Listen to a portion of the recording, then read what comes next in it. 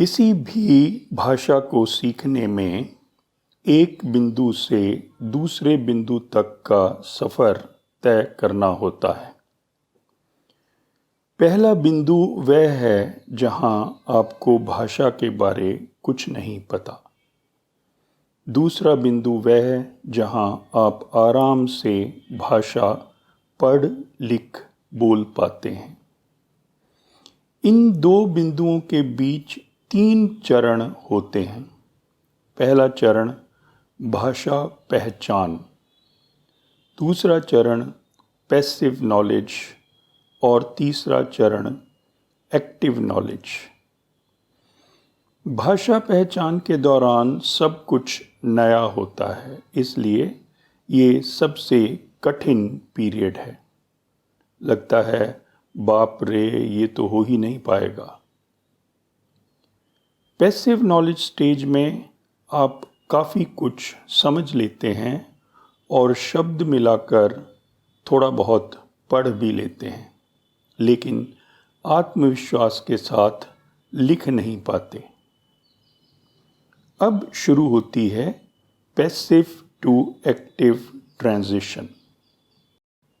इस दौरान वे शब्द और वो फ्रेजेस जो आपको समझ आते हैं वे आपके मन में छपने लगते हैं और धीरे धीरे आपकी पैसिव स्टेज एक्टिव स्टेज में बदल जाती है।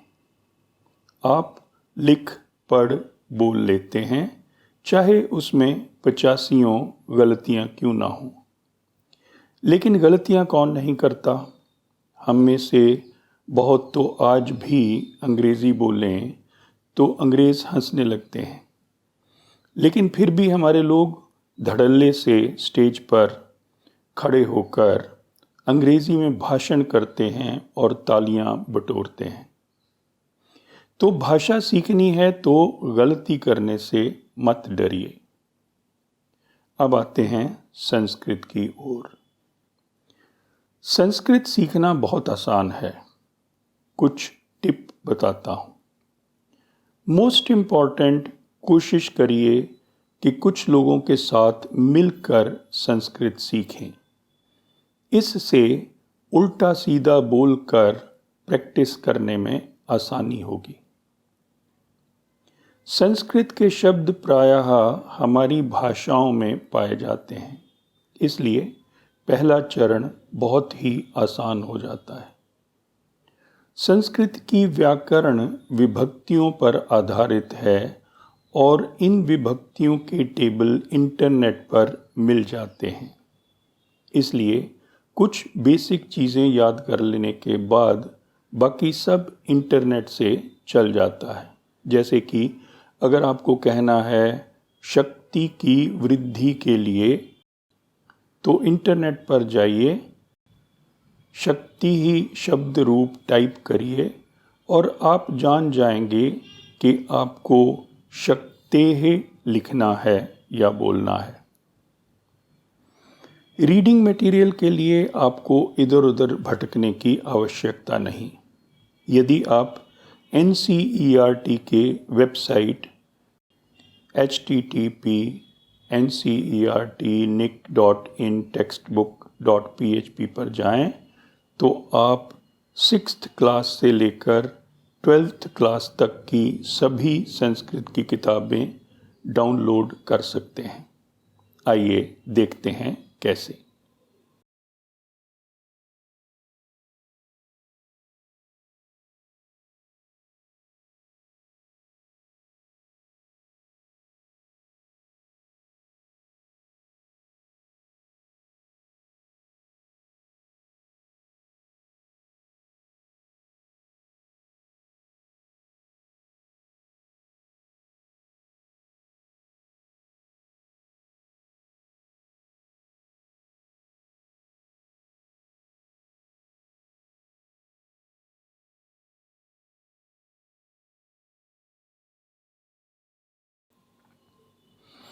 इन किताबों में सरल और आधुनिक संस्कृत मिलती है, जो आपको पूरी तरह संस्कृत सिखा देगी।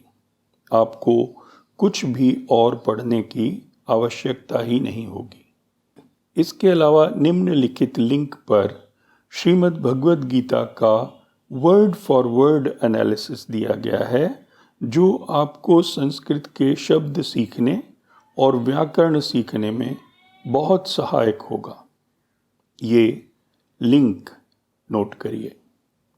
आइए अब इस वेबसाइट पर जाकर देखते हैं।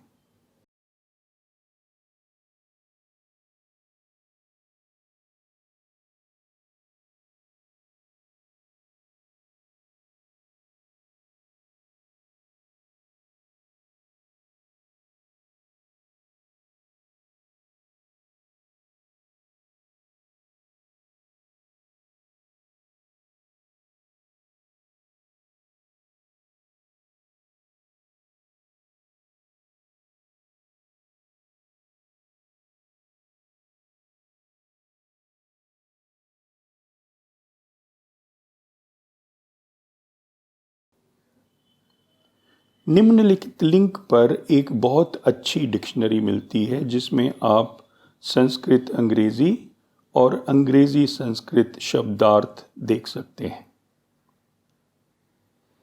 इसके अलावा एक और आसान डिक्शनरी इस लिंक पर मिलती है।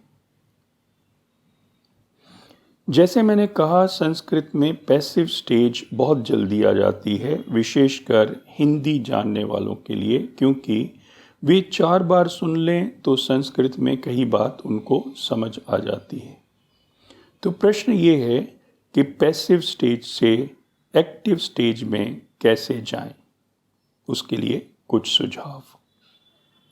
हाथ में हमेशा एक नोटबुक रखिए और उसमें वे शब्द और एक्सप्रेशंस लिखते जाइए जो आपको समझ आ रहे हैं, लेकिन स्वयं आप अपनी बातचीत में इस्तेमाल करने की योग्यता अभी तक नहीं डेवलप कर पाए हैं।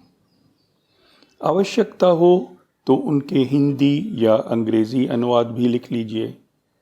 उदाहरण के लिए, त्वम कथाः लिखसि, तू कथाएं लिखता है। परलोक गमनेन, परलोक सिधारने से। सुखम प्राप्नुवन्ति, सुख प्राप्त करते हैं, इत्यादि। फिर जब भी कभी काम से उकता कर कुछ और करने का मन करे या भोजन परोसे जाने का इंतज़ार कर रहे हों, तो इनमें से कुछ एक्सप्रेशंस मन में बिठा लीजिए। जैसे जैसे आप इन एक्सप्रेशंस का संग्रह करते जाएंगे और उन्हें याद करते जाएंगे, वैसे वैसे अपने संस्कृत संवाद समूह के सदस्यों के साथ संस्कृत वार्तालाप में इनका उपयोग करिए। एक बहुत महत्वपूर्ण बात, जब तक आपको संस्कृत की अच्छी प्रकार समझ न आने लगे, तब तक मंत्रों आदि पर अधिक ध्यान मत दीजिए। हो सकता है उन मंत्रों में जटिल प्रकार की संधि का उपयोग किया गया हो जो आपको कंफ्यूज कर दे। मेरे से संपर्क करने के लिए sanskritise@gmail.com पर मेल भेजिए या 9080230348 पर रिंग करिए। धन्यवाद।